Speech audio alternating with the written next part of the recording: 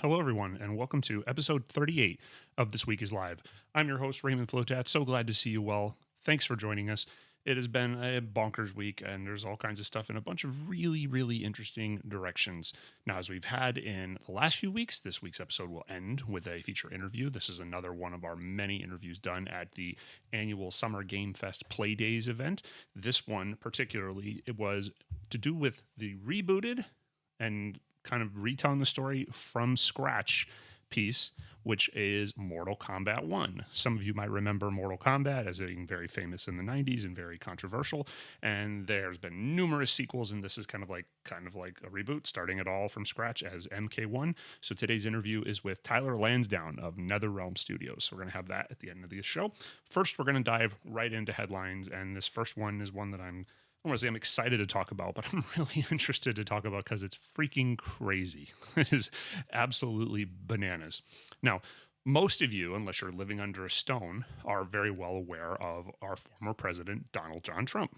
Now, Donald Trump had an election against Joe Biden, and while it was certainly very close, ultimately Joe Biden prevailed in that election. Now, in the aftermath of that election, Trump and anyone that was close to him went out of their way to basically indicate that they thought it was fraudulent, that there's no way they could have lost, that there was nothing to do with it, that essentially was possible. So they were on kind of a rampage in right-wing media and anywhere that they could be listened to try to make a case that there was something fraudulent or spurious about the way the 2020 election went. Now, this famously continued all the way through up January 6, 2021, where Trump and a lot of his closest, allies gave a speech and kind of a rally at, the ellipses close to the Capitol where Congress was meeting to certify election votes that day. And the crowd left from that event and promptly stormed the Capitol in what is now famously known as the January 6th insurrection. Now, in the years since all of that, and of course, bear with me for a second because I know this is an entertainment podcast, this isn't a politics podcast, but this is just what is factually known. There were numerous things that came to light that were massively head-scratching things. Trump made calls to the governor of Georgia, Brian Kemp, and that call was recorded and ultimately leaked to the public, where Trump was essentially asking Kemp to find votes, or as he put it, one more than what we actually have.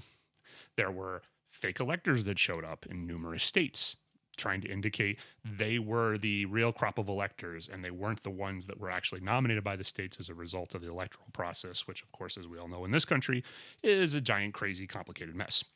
But at any rate, the states had their own electors delegated after the results of the election were certified. Those electors came and present their electoral votes to Congress to be certified, and in various places, fake elector slates started to show up, and not to mention all kinds of other curious things trying to prove things that have been in one step or another, even in incredibly conservative states, proven untrue. So now Trump is having, his worst year ever, as it were, and he has been already, in the span of these last 8 months, indicted 3 times. And now 2 days ago, he's been indicted again for a 4th time. And this paired with a whole litany of 17 other alleged co-conspirators in a 41-count indictment. Now, amidst these 41 counts, 13 of them pertain to Trump, and all of the 17 alleged co-conspirators are all being charged as a part of what's called a RICO violation, which is something that kind of varies state to state, but in Georgia, as it's known, which is the Racketeering, Influenced, and Corrupt Organizations Act, is a mechanism at which people who allegedly conspire together to commit a crime are all charged together. So there is a litany of charges kind of mixed in here. The former president is, facing arrest again and is expected to voluntarily surrender sometime next week, along with some of the most infamous players in the midst of all of this when it happened, when it first went down in 2020, late 2020, early 21, which includes his chief of staff, Mark Meadows, and his would-be attorneys, Rudy Giuliani and Sidney Powell, amidst many other people. Now, where this connects to our realm, where this connects to the realm of entertainment, is that there was one person named as one of the alleged co-conspirators in this, and we've done some reporting on this on Mixdown numerous times over the last couple of years, and this story is just biff-freaking-czar. And the fact that it is getting looped in with everything that Trump and his closest attorneys and confidants allegedly did or are being at least charged with having done is even wilder. So Kanye West, not him directly, but Kanye West, like any really famous musician, usually has a publicist. Publicists are the people that come to publications like ours and either disseminate information or they pitch to try to get coverage, or in a lot of cases, when you're a superstar like Kanye West, basically just tell people no, you can't speak to him. Now, what's interesting is that there's a person named Trevian Kutti, who Kutti. Trevian Kutti was allegedly, by all reports and indications, a one-time publicist for West in Chicago. Now, Kanye's had a long career by now, and there have been numerous publicists that have worked on his campaigns or albums over the years. What's interesting about all this to me is that while it's all stated out loud that this was a former Kanye publicist, that, I mean, I've been getting press releases for various people representing Kanye for, 15 years. I've never seen this person's name before. So was it really early in his career? I don't know. But basically where the rubber hits the road in terms of this story is Trevian Kutti is one of the people charged in this sprawling indictment in terms of these many crazy charges. And most significantly, here's what's alleged that Kutti did. Now, there is an election worker named Ruby Freeman. Ruby Freeman became basically slandered in the media as part of being, an alleged perpetrator of fraud, right? Nothing that's true, nothing that is, the case at all. But it started going around in right-wing outlets that, Freeman was guilty of playing with the hard drives behind, voting machines, just stuff that was nonsense. And so for whatever reason, on behest of who, and in terms of why, or if this totally connects back to the Trump organization, that's a whole other thing. But Kutti basically found a way to confront Ruby Freeman and apparently spent a lot of time trying to communicate, somewhat unsuccessfully. And then apparently at one point through a neighbor made a case that, hey, I'm a crisis manager and you're in trouble. And allegedly indicated to Freeman, there's something really bad that's about to happen to you. I want to make sure you're safe. I want to make sure you don't get in trouble. And then somehow convinced Freeman to meet. And then this was done at a Cobb County Police Department precinct. Now, there's video footage of this. They're kind of in the distance and you can hear them. And I saw this personally on the Rachel Maddow show a couple of years ago. But it's wild and scary as hell because Kutti is essentially making the case that we know that you're guilty of this stuff. We know that you've done it. You need to come forward. And, it's obviously like an attempt to try to convince Freeman to, implicate herself, to indicate that she committed a crime, which of course, if you watch the video, she denies fervently. Like, I've never done anything. I don't know what you're talking about. And it is just the kind of thing, if you can find it, I don't know if MSNBC owns the footage or what, but if you can find the footage of this altercation at the Cobb County Police Department, which police officers were present for, it is just wild and scary. And it is a weird thing that someone who represented an artist like Kanye West, and though some of his more recent antics are pretty heinous and horrendous, at one point was doing things that landed him on Album of the Year winner positions, for the better part of the early 2000s, mid 2000s, late 2000s. And someone that was tied to him is caught up in this fiasco. It's absolutely wild. Now, of course, Trump himself is a part of 4 massive indictments in New York and D.C. and Florida. And, from everything from, campaign finance violations to holding on to classified information that he shouldn't. And that's going to take years to play out. The judicial system in our country isn't exactly speedy. So how Trevian Kutti connects to this and what charges actually land, or what charges, if anything, is found to be, if Kutti is found guilty on anything, that's all going to take years to play out. But if you haven't seen some of this, I know we probably all are kind of sick of this news in some respect, it's worth looking into it. It's worth watching because it is just incredibly creepy. Imagine you're a person who volunteers your time to be a poll worker, don't get paid. It's not some high income job. And then this person comes up to you and starts basically indicating you're in danger unless you meet with me, and then is kind of allegedly trying to convince you to, implicate yourself as having committed a crime. Just absolutely bonkers. Elsewhere, we're going to switch gears now and go to the world of games. For those of you that are fans of Rockstar Games, which is, of course, the company that makes Grand Theft Auto and Red Dead Redemption, some of the most successful and immense games, especially open world games that the world of video games has, there is a, I don't want to say little known, it's very well known in the circle of video games, maybe not to pop culture. There is a title called Bully. And Bully came out in 2006, right in the ramp up of Grand Theft Auto starting to become really popular. And it was a similar open world game and kind of playing like a mafia style dynamic of politics and strength and support, but in like an academy, a fictional Bulworth academy, as it were. And was somewhat controversial in its first coming out, just like all of Rockstar's games have been. And, you know, it's kind of like Half-Life 3, just kind of quietly disappeared. And apparently, this is backed up by reporting by comicbook.com, that a person who is at this point nameless, having deleted all this information, had briefly put on their LinkedIn page that they did research and video editing production work for a Bully 2, a sequel, none of which has, of course, been announced. None of this information has been brought forth to the public. None of this has been actually indicated, you know, as far as Rockstar admitting that they're doing it. It's been rumored for quite a while, but this is the first thing that even remotely reports that maybe it's actually happening. Maybe it happened. Maybe it's been worked on. Maybe it's done. Or maybe like Half-Life 3, maybe it's a thing that had been worked on, but, you know, didn't actually end up getting finished. Maybe it was abandoned, or maybe it's still being worked on. Who knows? Elsewhere, and this is one of those rare stories where usually we come armed with a lot of information and we can kind of give you the context. This is one, if anybody out there has the context, I would love to know, because this is the thing us and our TV team have been working on and trying to get to the bottom of. And, you know, television, the landscape of television is irrevocably changed in the wake of our current streaming atmosphere. Okay. The old days, and for you younger, you know, viewers that are watching this, if you're between like, I don't know, 18 and 23, this might predate what your knowledge of what television was like. But in the old days, there was like 30 channels and everybody came home at a certain time and watched a show at a certain time. This is why like MASH, which is before my time, but MASH in its finale had something insane, like half the televisions in America watched the finale of MASH. I mean, it's a rating share number that's never going to be achieved again. It's just impossible. You're never, because there were so few channels, there were so many like less options. But in this era, everything is AAA, anything, anytime, anywhere.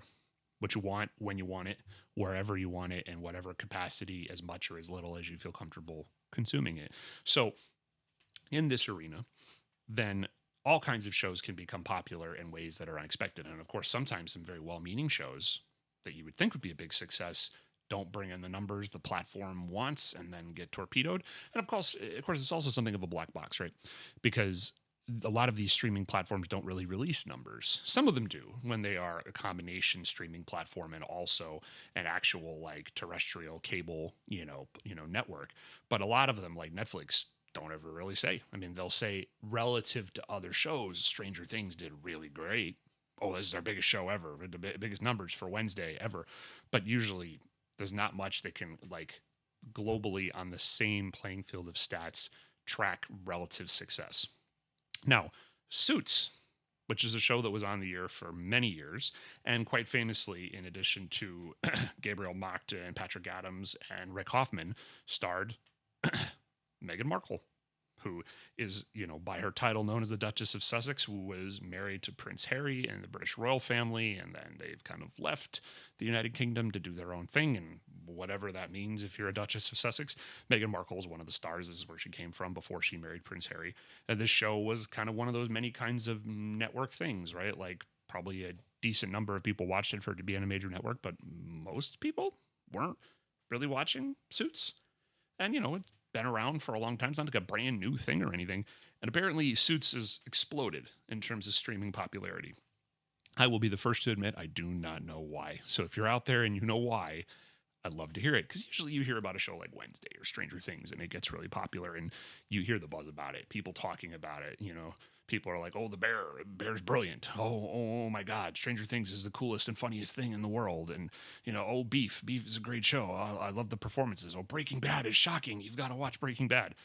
No idea. Haven't heard anything to the point other than apparently most people everywhere are watching it.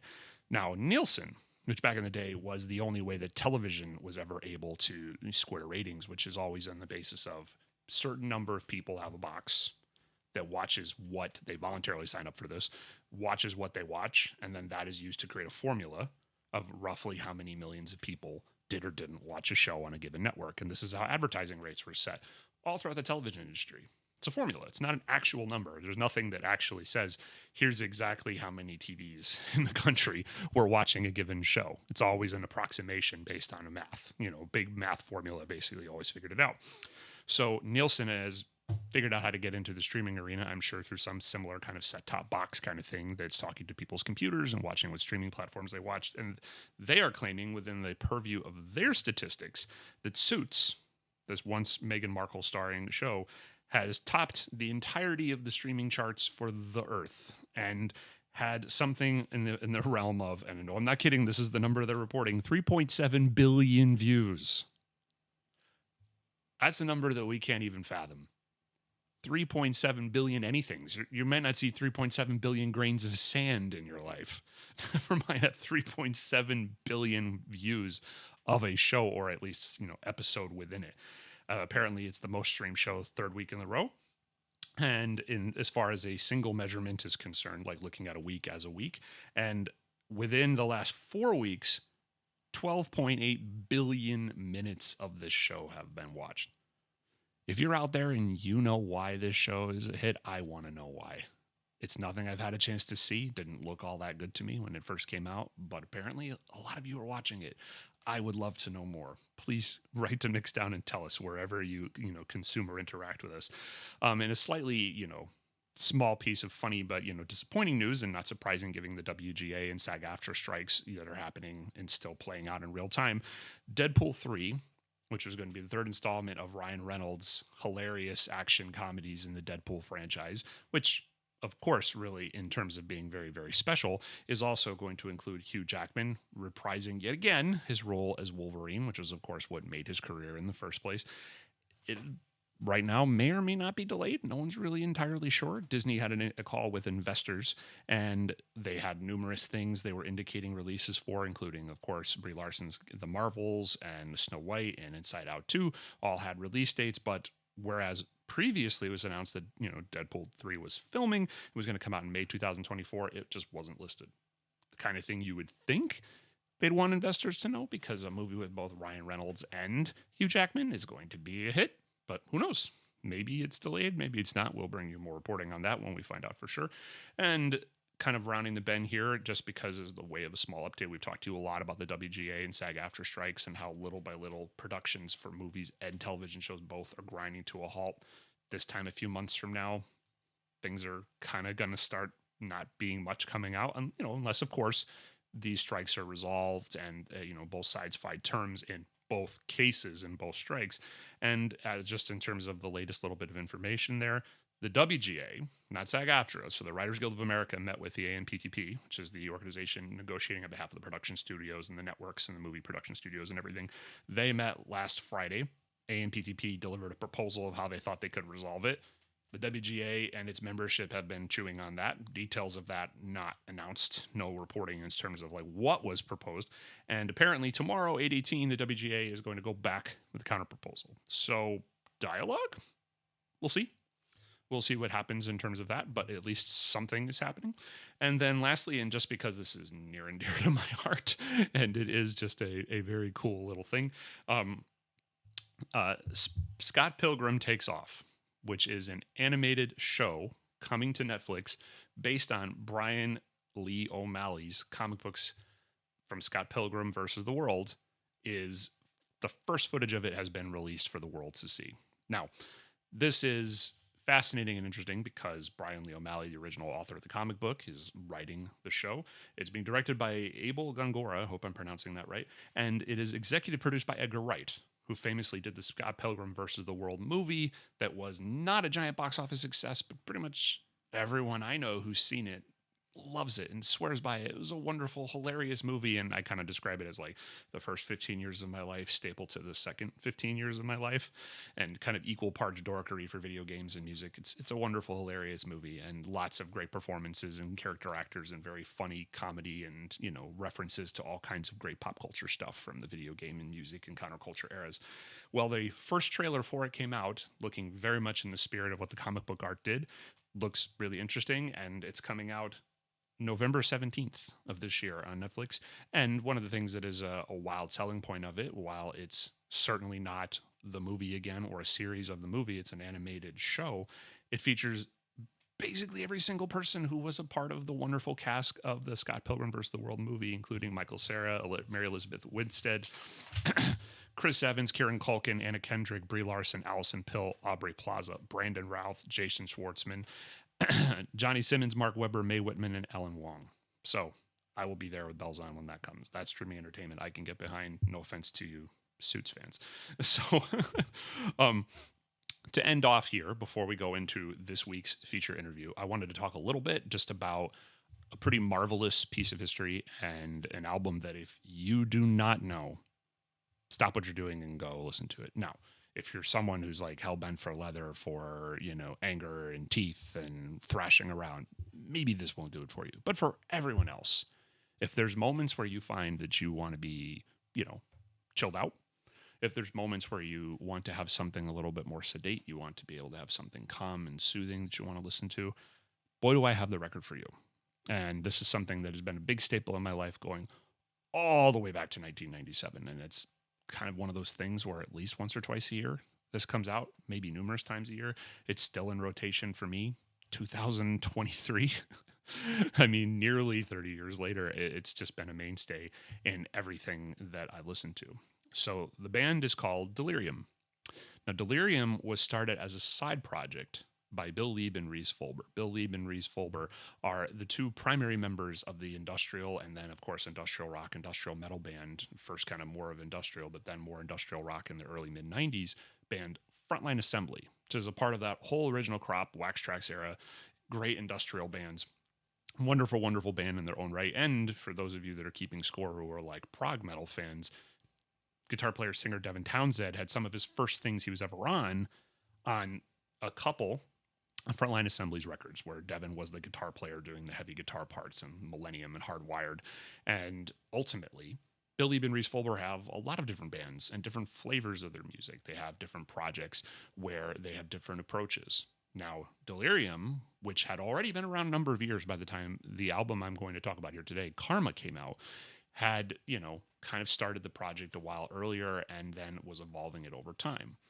Now, I came to this record because in those days, where I grew up in Connecticut, the only job there was to be had was the movie theater that opened up. There was a movie theater called Cinerom that opened up and apparently gone forever now, by the way, sold and out of business. Doesn't even exist anymore.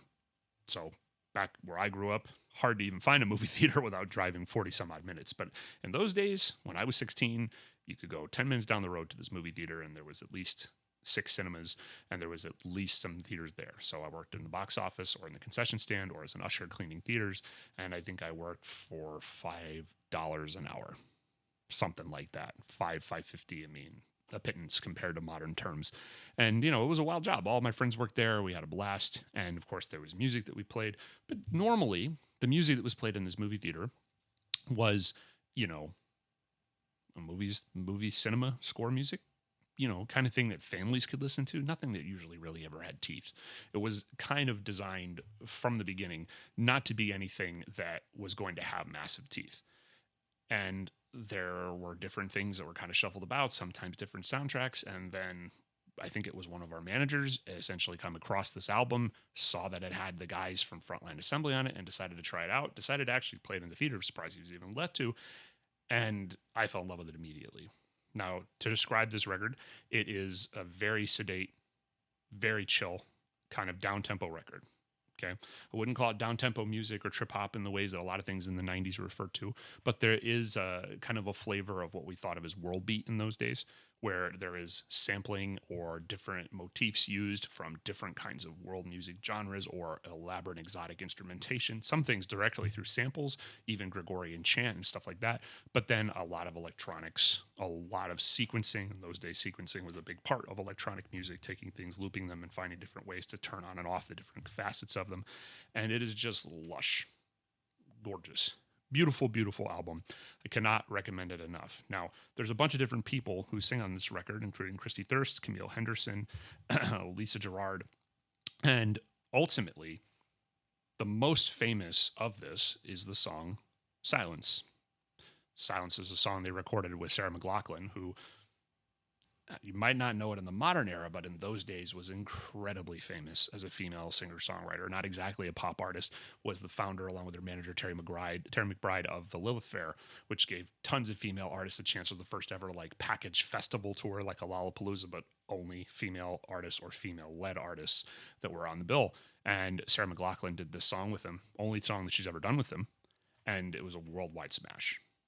Now we had someone from Mixdown interview Bill Lieb recently and spoke to him in detail about it, asked him, would you ever do this again? And he basically insisted, that him and Reese Fulber, we regarded as like, we can't top that. It was such a huge hit. It was such a great success. It was such a great song. We don't want to try and not have it live up to how good that collaboration with Sarah McLachlan was. They described it to us in our interview, Lieb did, as that, they were in a studio. She met them. She came by. They kept in touch after she met them, said, maybe we could work together on something. You have a few songs that you could, show me. They gave her a batch of songs they're working on, and ultimately Silence, that we know was the song she picked. She wrote lyrics, and they basically re-recorded it to include her parts in it, and it's just lush. It's gorgeous. One of the more important and moving songs of my entire life. Really, especially considering at that time I was listening to all like tech metal and industrial metal and really heavy, angry music. But it's just a gorgeous, atmospheric record. The kind of thing that you can on a night where you're going to be up late and you're going to be there for a long time. It's a very long album with longer songs, lots of great undulating rhythms. Nothing that I would call so far, a mega dance thing, even though there's a ton of electronic music to it, but just a wonderful, beautiful record. So if you haven't already heard it, if you are interested in anything like that has that kind of atmospherics and kind of an awareness of different world music styles and music, there's nothing better that you could listen to than this record, Delerium's Karma. Highly, highly recommend it. So that's going to it for the show proper. We're going to go into our feature interview here in just a second. But just before I sign off, just wanted, as I always do, to thank everyone for joining me, as you always do. And I want to thank everyone for watching this show, listening to this show wherever you do, whether it's here on Twitch, where we broadcast it live every Thursday at roughly 5:30, 6 p.m. Pacific time, or if it's after the fact when we, on the subsequent week, post it at YouTube. I know that a lot of people also engage with this in various places. We post this on social media, whether it's in Instagram or whether it's in Facebook. And now we're on TikTok, so there on TikTok or on YouTube Shorts. I want to thank you so much for joining us and engaging with all this. If you don't already, please follow us on YouTube, subscribe to us on Twitch, follow us everywhere that you can find at MXDWN. On YouTube, it's at Mixdown Video, MXDWN Video.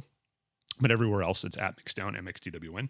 Please follow us there. We're going to be back next week with more interviews, more surprises, all kinds of stories, and more news stories, and hopefully less chaos and less sad stories.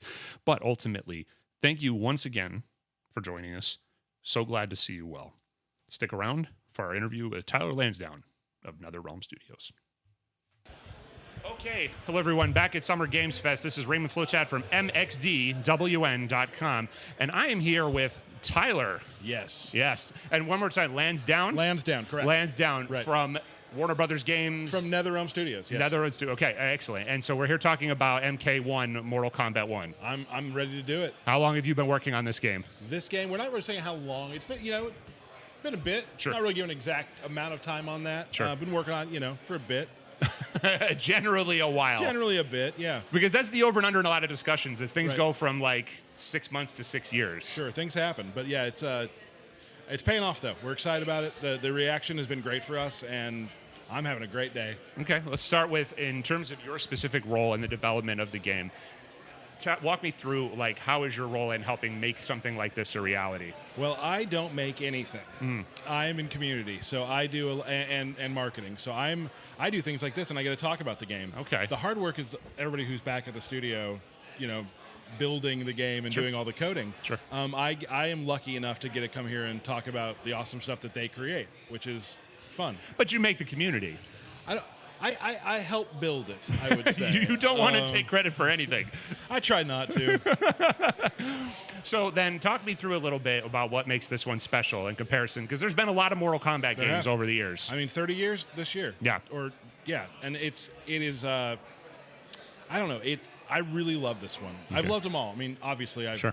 I'm going to say that because I do. Right. This one is special. It's beautiful. I love the idea of a reboot. I love the characters we've selected. I mean, we haven't shown all of them, Right, but I'm of super course. happy about that. Right. I think we have some of the best looking particle effects, and just the way the game looks is the highest fidelity thing we've done yet. And it's just, it all came together, and I love it. Excellent. And I mean, this is a kind of a reboot of sorts, like a reimagining of the story. And, a lot of the classic characters that have always been a part of the franchise. And like you say, who knows how many more you have yet to announce. But as far as like what's in the trailers, what's in the footage that's been there, I mean, I go all the way back to like 1994. I hear that. I mean, I was a part of the original arcade era. Oh, yeah.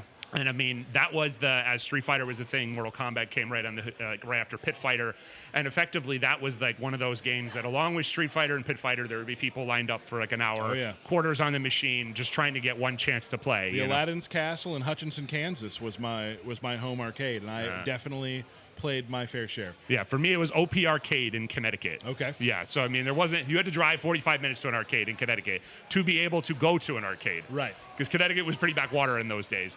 So effectively coming into this new kind of imagining of what's there. Now, of course, just from the little hands-on time that I just did before I came here to get all this craziness set up, effectively, the basic mechanics of, best of 3 rounds in terms of, combat, in terms of making everything happen, still very much the same form of Mortal Kombat. They talked a lot about how the cameo system was a new thing to it, which is, I will fully admit, and I mean, I didn't have hours to sit there and play it, but I failed quite miserably at making the cameo system work correctly.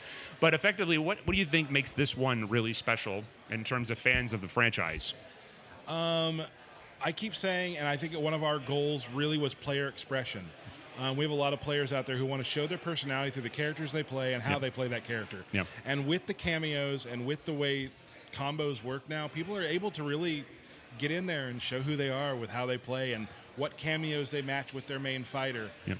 That mechanic, I think, is really kind of the big thing about Mortal Kombat 1 is these cameos. Like once you get them, they're in your fingers and they feel great, and they're not only offensive, they can be defensive. There's a lot of different things that they can do.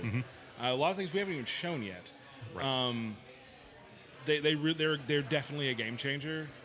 Yeah, I mean, and the thing that I got from the sense of it, from the demonstration we were being shown in terms of like what it looks like when someone really knows what they're doing. Yes. Yeah, and there's a learning curve to it for sure, and that was always the thing with Mortal Kombat games. The people who did the best were the people who really figured out how to time things right and what the best moves were at the right time. But I mean, I got the sense that once you had a command of it.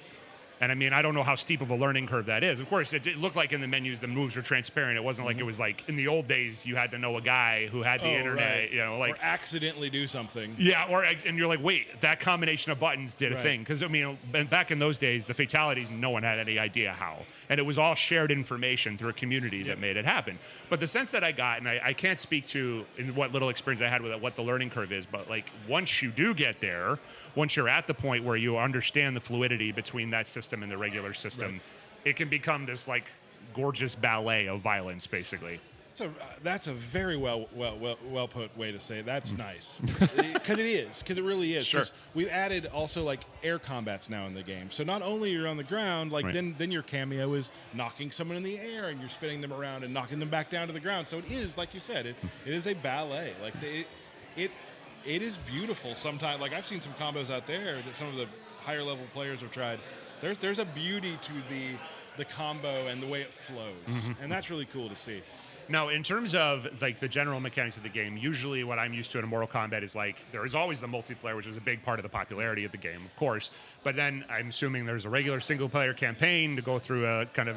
In the old days, it was either Shang Tsung or yeah, that was in the old days what they went to. Is I imagine there's that same mechanic as far as going through the whole story. Well, we have a story, always a robust story mode to explain what this world that Liu Kang created is. And then you have some other modes we haven't announced yet, which we're excited to announce in the coming months. Very cool. So there is that. And do you have any sense of how long that is, just out of curiosity? Not exactly, no. But it's usually a pretty robust way to play the game. It'll take you some time. Okay, so it's not a kind of thing you could rip through in just like a day. I have not actually played through it all the way yet. So I'm one of those people who I know I can at any point. I always save it for myself because I want to see it like sometimes I do it at launch. You know what I mean? I want to be there with everybody doing it. So you wait until actually it's day one. The last time I did that, I probably shouldn't. I probably should know more. But for myself, it's always been like a little tradition of my own. Yeah. Very cool. Very cool. So you wait till everything happens, and then you start to dig in with everyone else at the same time. I love doing that. Okay, so I mean, I'm curious for certain kind of deets in terms of characters that I'm sure you can't talk about, because I know that's a big part of with games like this, the launch schedule, and like there's a kind of drip. It's an exciting part for us to get those out there, yeah. Yeah, so I mean, I would love to know about certain ones, but I'm sure you can't talk about most of them, because there's certain ones like Shang Tsung. I was a Shang Tsung player back in the day. When Mortal Kombat 2 came out, that was the end of the arcade era for me. Oh, yeah. And so that was me knowing how to change into every single character. It's the best. That was my favorite part of the game, was that I could theoretically be anyone I wanted at any given moment. But I have to imagine, because I didn't see it in what was there, you're not in a position to say or confirm or deny if that's a part of what's coming in this. Shang Tsung? Yes. Yeah. Yeah, he's a pre-order character. Perfect. Yep. Excellent. All right, great. That makes me very happy. Yes. I saw Goro in the footage, but I don't know if that means Goro's playable or if it's just one of the bosses to go as part of the tournament. Right. Yeah. Well, more on that to come. Yeah, I figured. Because in a lot of the older games, they didn't necessarily have Goro in there as a character you could play. It was like usually a boss as part of like the progression. Goro is one of my favorites of all time. Yeah. That and probably Reptile. Love Reptile as well, yeah. Yeah. Okay, very cool. And then I think just to kind of like wrap up, I know your time is valuable and everything, and there's probably 18 people behind me in this, as these days tend to go. Not a spare second of time. So this is in this kind of new beginning phase of what everything is here and how this is going to evolve into the next flavor. I mean, it's kind of like The Last of Us rebranding the part one, right. And then, that was obviously a sense of like there could be a part 3. I'm assuming MK1 means MK2, MK3 in the years to come. And effectively, I guess that's the thing, like, I don't know, I'm trying to think, like, without going too far into the narrative and things we can't talk about and stuff like that, is this the kind of thing that you feel like the fans are hungry for in terms of that greater mythos behind the characters? I mean... yes, definitely. One thing I love about our fans, besides just loving the fighting, they love the lore. And being able to take a lot of these characters that they've come to know and love and, mix them up a little bit. That's super fun, and I'm excited for the fans to see that and find new ways to love these characters. That's exciting to us. Cool. And last thing, and then I promise this is the end, because it just occurred to me as I'm thinking here. In the old days, of course, it got to the point where there were numerous fatalities, babalities, other kinds of things like that. Now, this, as far as the demo, what we were playing with, just had one thing listed in the, the information of the moves. Is it safe to say there'll probably be multiple versions of things as far as fatalities and other end moves like that? Not going to go into too into depth on that. Sure, there is some stuff on the game right now, but yeah, I'm not going to talk about that a lot right now. But again, we're on a full run right now to talk about this game, so things are going to start dripping out real soon. Yeah, I figured. So, yeah. No worries. Well, really appreciate your time. Thanks for talking with us. It was awesome. Thank you. All right. Cool. Thank you.